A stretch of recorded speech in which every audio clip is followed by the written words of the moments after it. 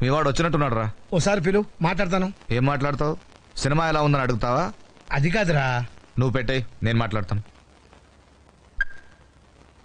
ఎక్కడి నుంచి వస్తున్నారు సార్? శివాలయంలో హరికథలు చెప్తున్నారంటే వెళ్ళి అదంత ఇంట్రెస్టింగ్ గా లేదని పక్క థియేటర్లో ప్రేమించుకున్నారు ఆ సినిమాకి వెళ్ళాను.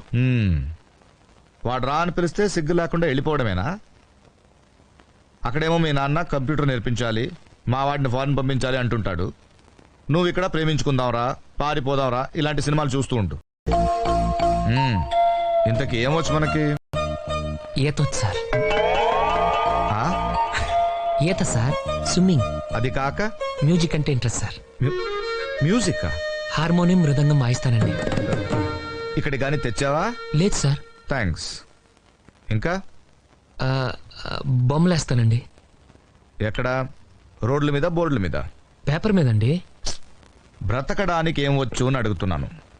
బిఏ చేశానండి. ఎన్నేళ్ళు? ఓ, త్వరగానే అయిపోయిందే. లాస్ట్ ఇయర్ కష్టపడి చదివానండి.